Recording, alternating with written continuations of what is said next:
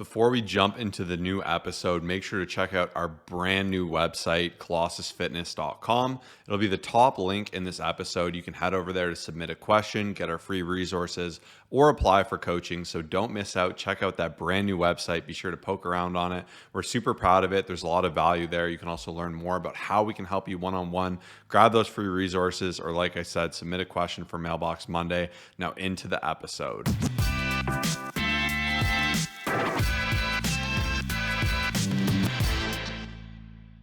What's going on, everybody? Welcome to the Fit, Healthy, and most of all, Happy podcast. I'm your coach and host, Josh, here with his co-host and co-coach, KG, and I'm in the house. And this is Motivation Monday, so we're here to get you motivated, inspired, and educated with an incredible episode. And once again, we shared the website recently. We asked for some amazing questions to be submitted through the website, and we got some really good ones, but we are always hungry for more. So if you have a question, there's something you want to ask us, you want to be featured on the podcast, we're going to start including the names because we have a better system for it now with the website. This is your opportunity to do it. Once again, the top link, colossusfitness.com. Head over there, submit, learn more, all that great stuff. Now into the first question of today. I hear you talk about losing fat and gaining muscle. What is the best way to know how much of each you have in your body? And if I'm doing both at the same time, how do I know if I'm losing fat and gaining muscle? And this is from Sandra. I love this question, Sandra. I think this is absolutely amazing. I see it as there being two parts to this question. So the first part being, how do you know how much fat and how much muscle do you know you have in your body? I think people love to get numbers and to say, I'm holding 50 pounds of muscle, 100 pounds of muscle, maybe I have 20 pounds fat. But this is quite a complex thing. And I think people that put too much merit in this are kind of wasting some energy. Like the main thing to me is visually, can you see that you're getting leaner? Your muscle is taking more shape. You're getting stronger. Are there indications that muscle is being put on? And is there indications that you're getting leaner, that fat is being taken off? Ultimately, as a theme, I think that's more important than you quantifying, I have 30 pounds of muscle.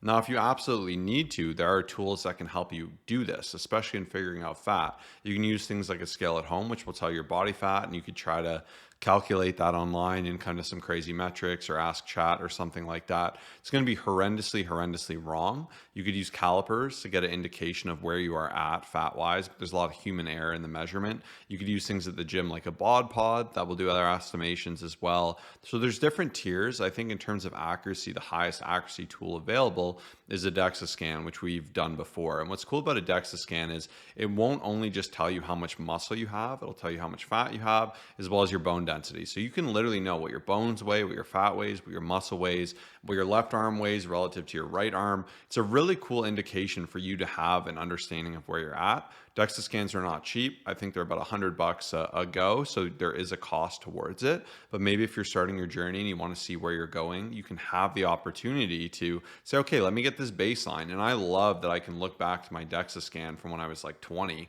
to now when I'm 30. I think it's really cool for me to see how my body's changed, where my fat's being stored. Now with this as well, though, they're not infallible. It will track water in your system as muscle most often because that'd be how it's measured. So if you chugged a ton of water, you could manipulate the results. You could be more dehydrated one time than the last. There can be so many different things that could affect that measurement.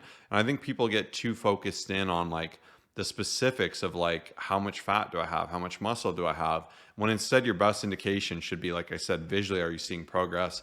And that's why for us, we have like a three-pronged system to kind of gauge how clients are progressing, because weight is cool and we talk about weight a lot, but weight is just a metric. It doesn't give me the full concept, right? If you lose 5 pounds in a week, it'll look like you're killing it and you're super fit and the best, but it turns out you're horribly sick, you were bedridden and you were puking all week. It's not indicating that you're progressing. It's just a tool for me to know how your body's changing, what's happening.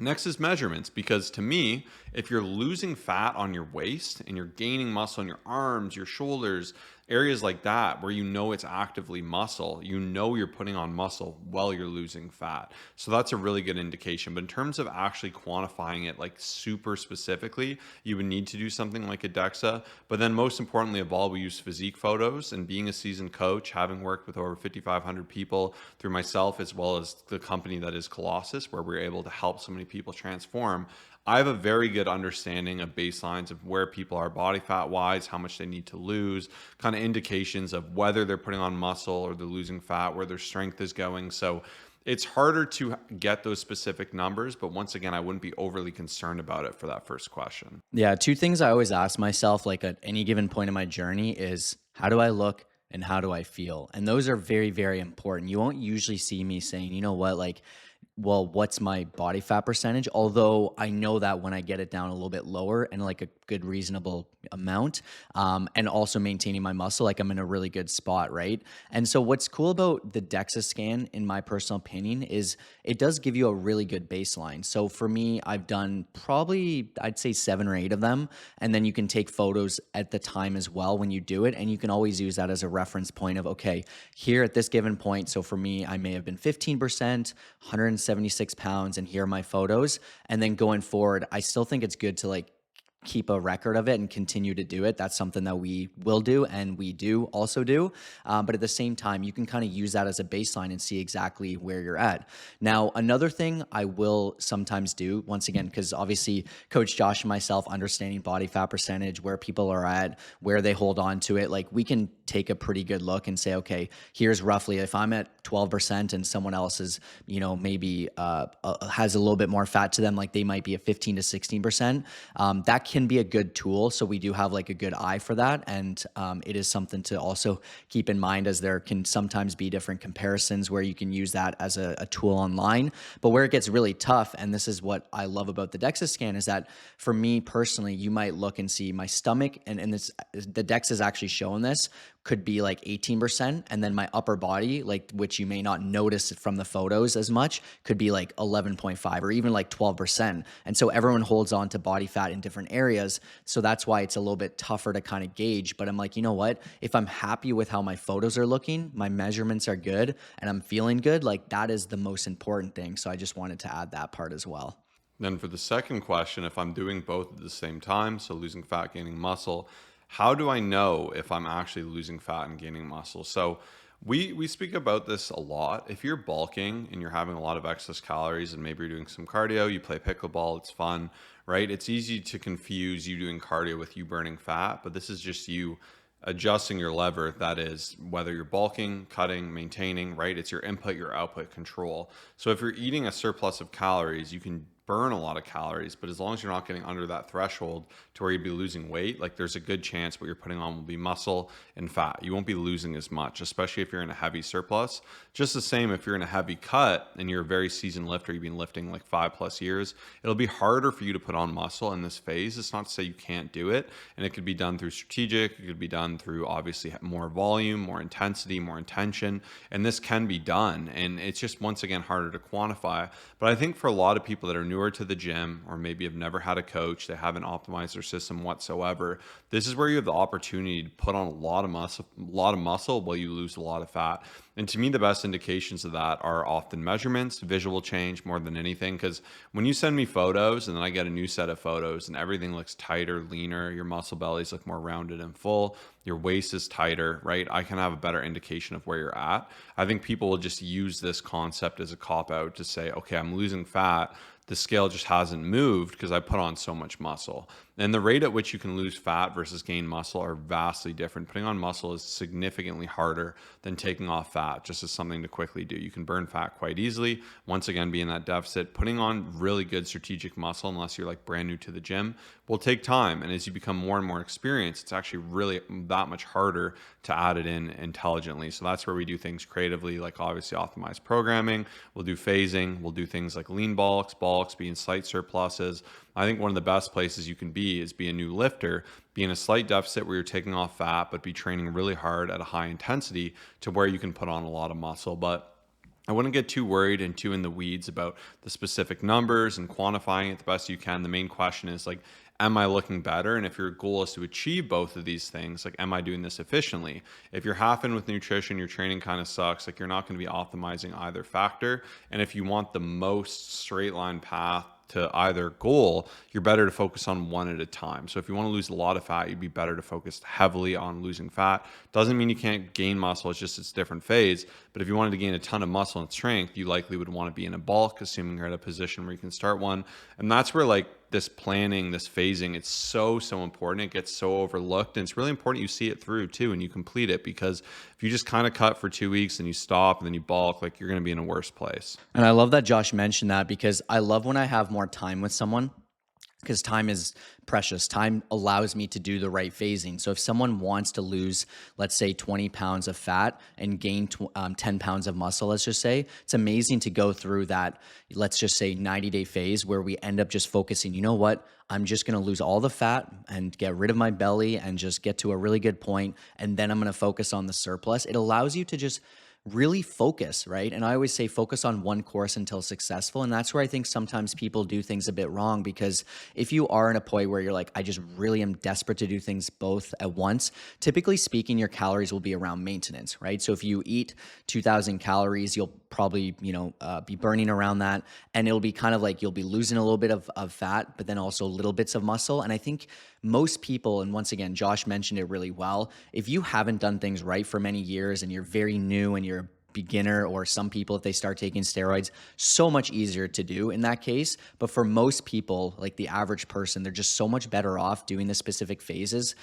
Like I said, focusing on either, building muscle first and then shredding afterwards, or vice versa, and just really doing those both amazingly well. That's why our clients get such great results, because we're able to give them like a direct focus, and that alone makes a big difference. But even just like one random other thought is, typically the amount that you eat will kind of dictate like the answer. And so what I mean by this is, if you are looking to lose fat and you are in a heavy deficit, like you're starving yourself, there's just going to be a very, very low chance that you're also gaining muscle. You'll likely be burning muscle and also burning fat, right? So like when I see what people are doing, I can kind of know exactly what's going on in that case. If your goal is to gain muscle and you're just eating anything and everything, there's a very low chance you're losing fat and also building muscle. You're probably just gaining fat and gaining muscle at the same time. So usually I can tell based off of the people's calories and what they're actually doing, like whether they're going to be gaining fat or muscle. And obviously it's a very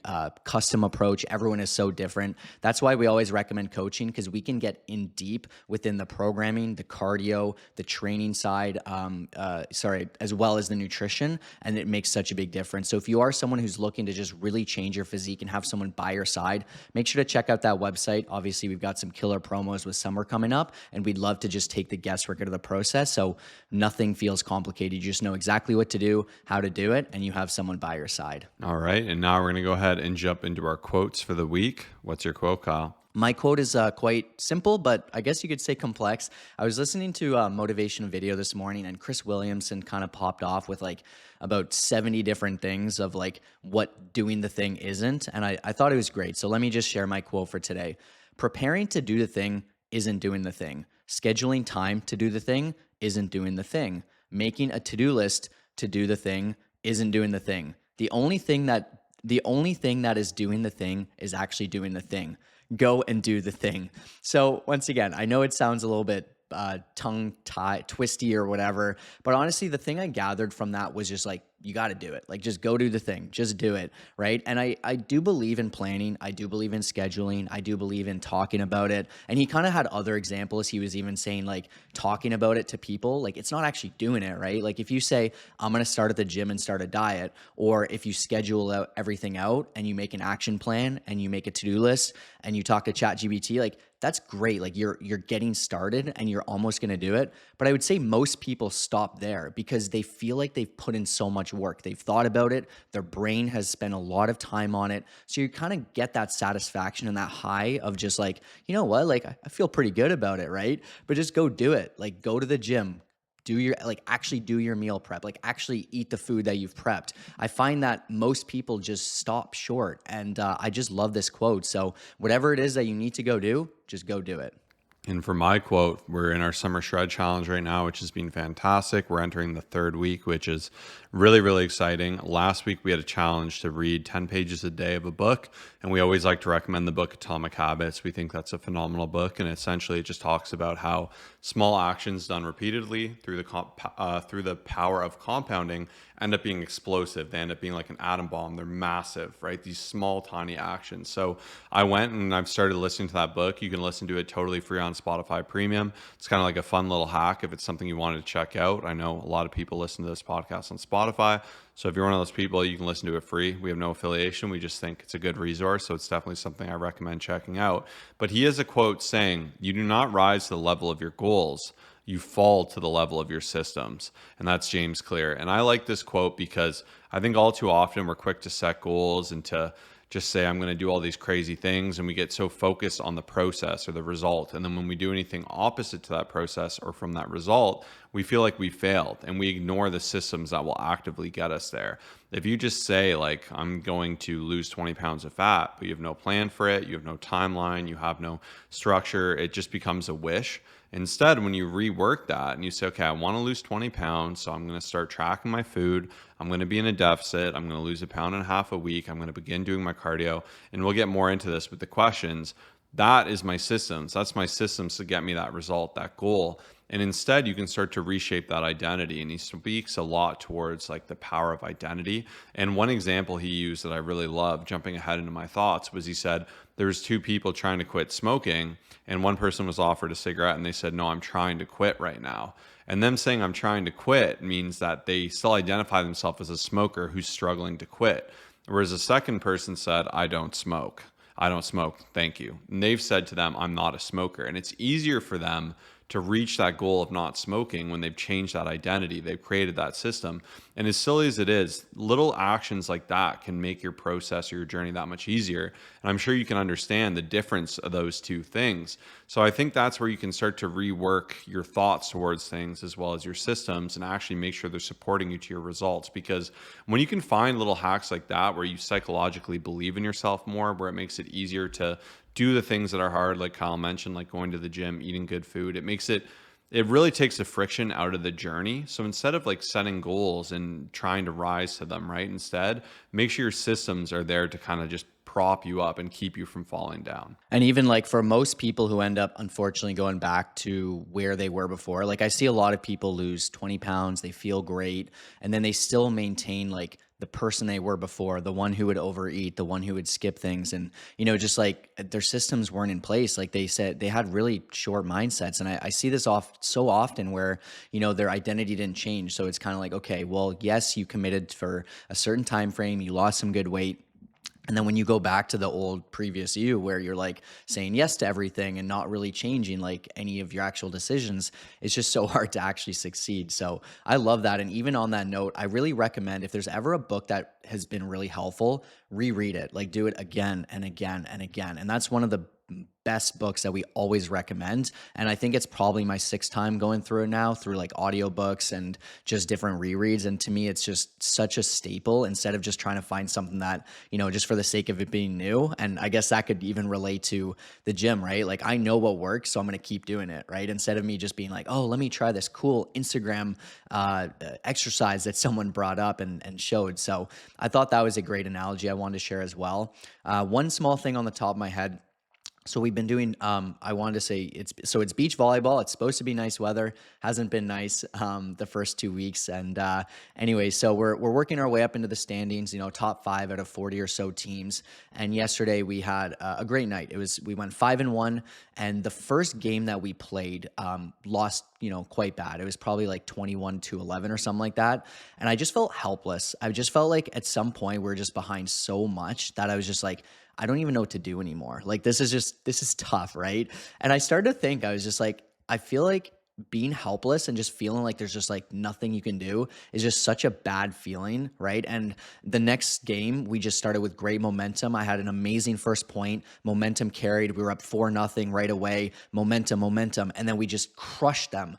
And it's funny because we lost so bad and then we won just like intensely. And that's just because I didn't feel helpless anymore. I felt like, you know what? I had belief. We started strong. We started to win. We started to allow the wins to compound. And I feel like so many people are on their fitness journey feeling helpless. You just don't know like what to do. You don't know what next step to make. Like you just feel lost, right? That's how I felt the first game, and it's not a good feeling. So that's where I just think it's so powerful to allow momentum to compound, to get that extra support, to allow those small wins to compound. And you can honestly do anything. Like just, it's just, to me, fitness is so easy that to have that helpless feeling, it's not worth it and it's not fun. So I just want to share that as a random analogy. I like to compare different things we do in life and also compare it to the fitness journey. And that's one thing I had on the top of my head for this week. Yeah, one other thought I had was just from Tom Plass. He said he made a promise with himself that he won't leave the gym knowing he had 5% left in him. And he just spoke about the power of being 5% better. And I think Atomic Habits, even they spend a lot of time talking about the power of being 1% better and how that can radically change who you are. Whereas if you get 1% worse, by the end of the year, you're going to be like just absolutely useless effectively. So you have to ask yourself, are your habits taking you where you want them to? And the same with this, if you're just going to the gym and you're going through the motions, like to me, that's one of the saddest things, because you're doing the right things, you're showing up, but you're not getting any of the result. And that's where it's frustrating. You'll see people go for years and look worse and really go nowhere. Whereas a lot of the times, like especially a good set of working out is that extra 5%. If you're cutting yourself like 5 reps shy, if you can get to like RAR, so one left in the tank, it's a radically different example. I'm not saying you need to go to failure, but stop cutting your workout short. Make yourself a promise to say, when I'm in there, I'm going to do all my exercise. I'm not going to skip my leg exercise. I'm going to bring that intensity. I'm actually going to push myself to my capability. And when I need to up that weight, I'm going to do it. Like give yourself that favor, that little bit of extra encouragement. And that'll be my challenge for you this week. And now we're going to jump into our fantastic client shout out. And this week we are shouting out Jennifer. She has done an amazing job of just losing body fat. And she's just seen so many amazing improvements on her fitness journey. She's been crushing our summer challenge as well. And we're going to be shouting her out on Instagram as soon as the summer challenge is going to be finished. So it's just so cool to see like the amazing wins stacking, as I was just talking about when it comes down to the fitness journey. It's just great to see those habits take place, but also the wins take place. And even she shared recently that her running is starting to feel so much better because she's lighter. She hit a PR as well in her 10K race, which is awesome. And just a huge shout out, like to me, and I've shared this before and I'm going to continuously share it. The best way to see true results. So there's 3 things. Number 1 is have a goal for your physique. That has to be done, right? To me, it's not, I love having strength related goals, but if you don't have a physique related goal, it's very easy to overeat. It's very easy to not focus on nutrition, right? You need to have a physique related goal that is going to power you. That's going to motivate you. That is so important. You need to have a performance based goal, or else you'll just eat better, but then not work out. Like I see so many people who are just like, I want to lose body fat. And then they just do the wrong things, but then they don't focus on the actual cardio side of things, the strength training side of things, and all that stuff. And then the accountability. This is so, so important. You need someone who's unemotionally attached to make the right decisions for you, to change your macros, to increase your protein, to fix your workout routines when you're traveling or something happens. This alone is where most people miss out on. It's the training side of things, so the strength related goals. It's the nutrition that is so important, as well as the accountability. So Jennifer has seen some great results for a reason, and we're so proud of her success so far. Shout out Jennifer, absolutely killing it. And I think it's just a great example. You don't have to struggle. Things don't have to be hard. And there's so much progress being left on the table. And just the same with identity. I was saying to Kyle, if you don't see yourself as someone worth investing in, you're really not going to have much progress. Whereas when you have a coach, you say, I'm an athlete. I take my health seriously. I've invested in it. And it makes it so much easier to actually hit your macros, to go to the gym, knowing you have that accountability. And I think without a doubt, everyone who comes in the program just says, I love the accountability. I love the accountability. Like people obviously love the community. They love the check-ins, the one-on-one aspects, all these amazing things, the custom programming, the consistent phasing and nutritional programming. But above all is the accountability. When someone's watching, it's always good extra bonus motivation. So yeah, definitely don't miss out. Be sure to go over to our website. You can learn more about what we're doing, no pressure. And once again, once you start to take yourself seriously, it's amazing how much that changes. So have that that mindset that you are an athlete. It's worth investing in yourself with a coach, good food, a good gym membership, because these are things that pay the biggest dividends throughout the rest of your life and will continue to compound compound into a fitter, healthier, and happier life. But we'll jump back into the mailbag with our second question. And this is from Tian. So shout out Tian. How do you deal with hip flexor injuries, and how long does their recovery typically take? Yeah, it's a great question. And I've had a couple random different things. Mine was like a groin injury. I've had it, I think, a few different times. And so I wanted to mainly kind of draw that parallel just because obviously they're, quite similar there. And one thing I will say is like typically it would just be a couple weeks. I personally feel like I did a couple of different things wrong. I would still like it basically happened through hockey. And so I would still do a bunch of the things that would make it worse. I would still do some heavy barbell squats. I would still do, different things. I would just like kind of pull on that groin area for you, obviously, with it being the hip flexor, like, similar type of concept, right? And so for me, looking back, I would just like say, you know what? I'm not as much as I want to play volleyball, I'm going to take a break. As much as I want to play hockey, I'm just going to chill. And I feel like it's so much better to do something like that instead of just making it worse and worse and worse. I just remember like, it was funny. Josh was like, so did you play hockey again? I'm like, yeah. And like, it just got injured and re-pulled. And I'm like, you know what? Like, I just got to be smarter at this point. So my point is that I think it's really a good idea just to slow things down a bit. There's always other things that you can do as well. And even whenever something happens, and this is like not just hip flexor related, but when something happens, whether it's like, a pull of some sort, there's always so many different things we can focus on to keep motivated, to still keep seeing great results. We can dial in our nutrition, our cooking. Obviously, if it's lower body related, maybe you're not going to be going and doing as many steps as usual. So like that might be something that you'd kind of stop doing. But like lots of upper body work is amazing. Like there's still so many different things. So I always encourage you to just like look for those positives during like kind of a negative moment. Even once again, talking about helpless, I felt so helpless because I'm like, I just want to do all of this stuff and I can't do it because my groin is just killing me. And then the last thing, I think sometimes people are too scared to see an expert who can give you different exercise and can actually understand exactly where you're coming from. I know obviously there are lots of tools out there and lots of, AI devices where we can ask, hey, what should I do? And, you can start with that, of course. But for some clients, I've even recommended when something happened like in their day-to-day life or when their work situation, I just said, hey, like honestly, if I were you, I would talk to someone. And they were able to get such great guidance and support of like what to do and what not to do. And I feel like for me, especially growing up, I used to be just so against it. I'm just like, no, I'm going to figure it out. I'm a tough guy. And then once you get a little bit of direction and some different, simple tips and strategies, it gives so much extra direction to help you understand what to do. So yeah, I know I took that question a bunch of different ways, but that's just kind of what's on the top of my head at first glance of reading it.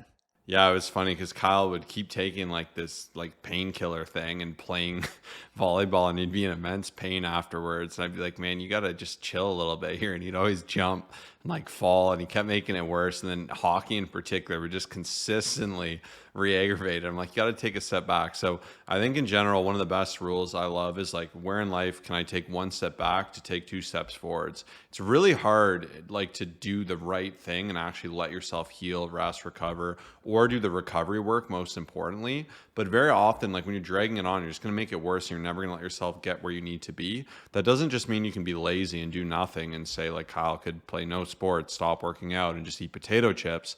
Instead, for him, like that might look like, okay, I'll take a break from hockey or I'll play volleyball. Maybe I'll switch my position where it's going to bug me a little bit less, or I'll take it week by week throughout the week, right? Like doing his stretching, icing, all these great things. And I think it's hard to give just uniform solutions to how long an injury will take to recover or that specific injury, right? And like Kyle said, there are certain experts that will be better for you for that, because hip flexors are like, there's a lot of different things that can go wrong. Same with anything. But one thing I always take solace in, and something I try to remind myself is, as humans, we break and we heal. And I think it's so easy to be so absolute when you get hurt and feel like everything's done. Or if you hurt yourself playing volleyball, your hip flexor, so many people say, oh, I stopped playing because I hurt myself. Like, and to me, that's not necessarily the right thing either. I think you can evaluate if something's worth it. Like hockey, I'm a little more mindful of because people are just very, very aggressive and there's a really high likelihood of getting hurt. There's a lot of stuff I love doing too, like even with snowboarding and skateboarding, I still love those things,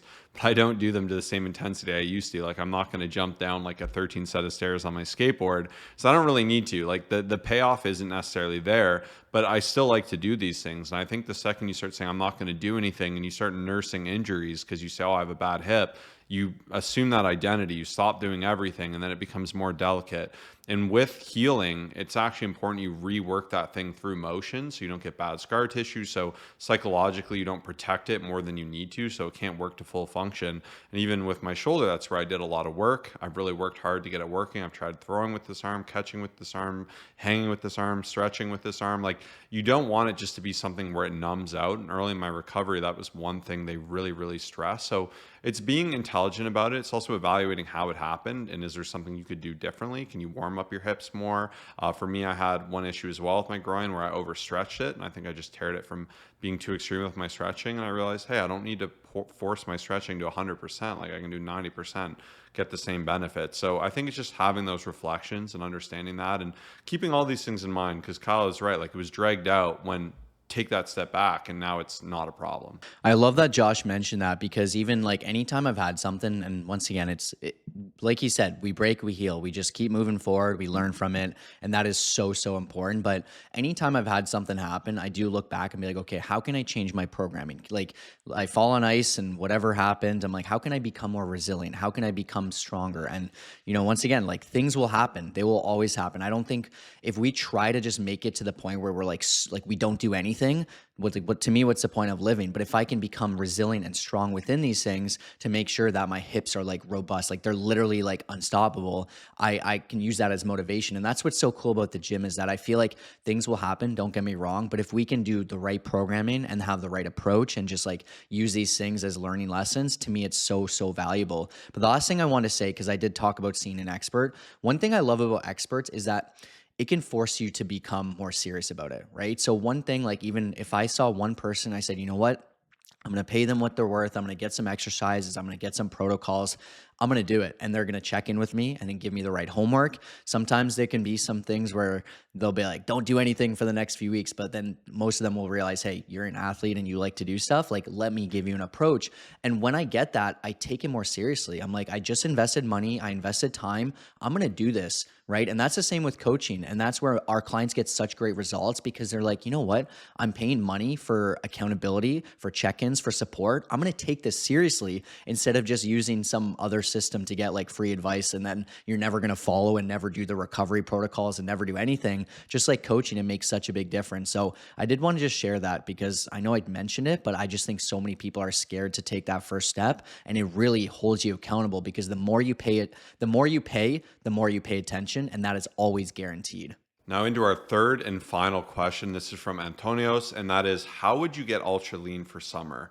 Not just lose some weight, but get seriously ripped. I'm already lean and want to take it to the next level. And I love this question. I thought it was a really fun one as well, so I want to include it today. And if you want to submit a question, you can do so through our website. It's the top link. And I've been thinking about this myself. As summer's here, I always like to do a little bit extra. And I think there's some things you can do if you're already a lean person to get super ripped, like Wolverine rip, just dialed in, extra bonuses. And like, I know Kyle has some amazing things, so I don't want to take too much, but I want to share one thing I do love doing that I'm going to revisit that I haven't done in a long time, and that is Tabata. It's one of my favorite forms of cardio. I've gone away from it for a long time, but Tabata essentially is where you work really hard to like a zone 3 to zone 4 level of activity. So think sprints, think things like skipping, think things like you can really do whatever you want. Jumping jacks, like obviously different activities will have different intensities and you can do different durations.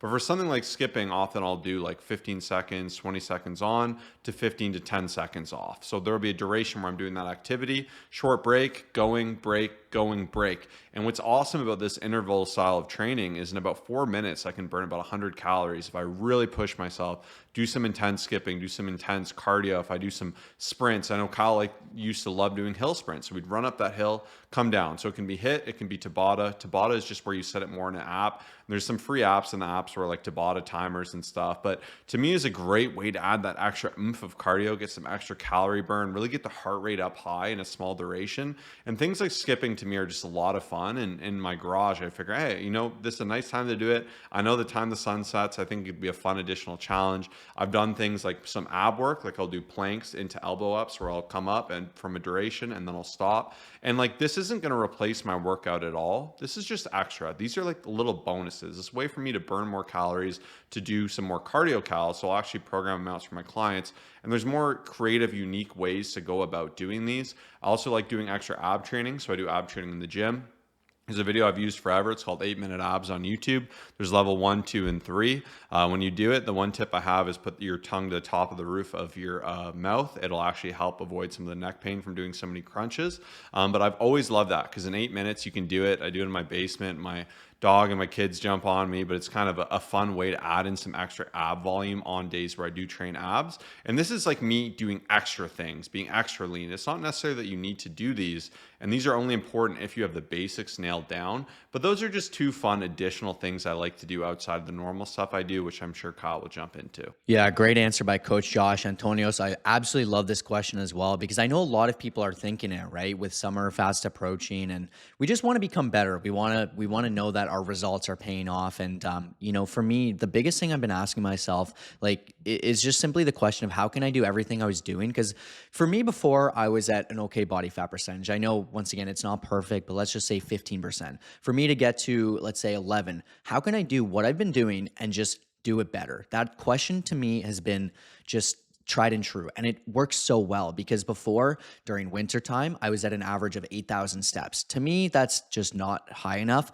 Now I'm pushing 12,000, right? When you think about it, that is a good, 20% increase. That's better. Before I was eating somewhere over 3,000 calories. Now I'm down on an average of, let's say 26, 27. I've still got some room to go. I just don't want to decrease it too much just yet, but that's me doing it better. Before I would eyeball things a little bit more. Now I'm starting to use my measuring cups and my scale and just being more consistent with that. Awesome. Before I was eating out a lot more and saying yes to a lot more things and I would have desserts. Now I've cut that out and I'm doing better. Awesome. So to me, when you just lock in and you say, you know what, I don't want to be dieting for the rest of my life. I want for the next 4 to 6 weeks, I want to get shredded. I want to lose body fat. I want to just do all these great things. To me, it's just a matter of just locking into what you know works and what will continue to work. And that's basically my strategy. I do believe within a matter of a month, I'll be really, really happy with everything. And I'll showcase those results. To me, once again, it's just been about locking in, making sure I'm pre-logging, like all of these principles that we share and just doing it better, right? Because I see a lot of people who will do things such as, using MyFitnessPal and they use tracking apps, but they do it okay, right? They use it 4 times a week. They don't do the weekend, or they might use it, but it's not as accurate as possible. So I would say taking what you're doing and asking yourself, how can I do it so great that there's literally no room for error, right? And that could be even similar to Josh's Tabata talk. For some people, it could be running, right? Running could increase the amount of calories you burn, bring you into a bigger deficit. You might lose a little bit of muscle, but that's awesome. Like that can absolutely work. Like I have a photo where I was probably the most shredded I've been in a very long time. And that was when I was doing like tons and tons of running. Of course, I had, less muscle, which I was okay with at the time, but that's great. Like that can work as long as you don't just eat a bunch of calories back in. So making sure you lock into the deficit, you're eating less than you're burning consistently day after day is going to make the biggest difference to get you ultra lean for summer and get you some incredible results. And with that, I just want to say thank you so much for spending time with us today. We will have a bunch of links. Top link obviously will be our website for you to check out. You can submit a question. You can fill out an application. I did want to just share, when you are filling out an application for our coaching program, it does not require much time. Within a matter of a couple minutes, just make sure to give as much detail as possible when you're sharing more of your story and what we can do to help, because obviously we only have so much availability, and if you've been accepted for a reason. So make sure to check out that site, check out the transformations, watch all the amazing videos from our past clients, see all the amazing success. But the truth is, fitness isn't that hard. You deserve to feel amazing. You deserve to get the results like every one of the 5,500 people who have transformed under Colossus Fitness over the last 10 years. Thank you so much. We appreciate you, and we will see you on Thursday for our next amazing episode.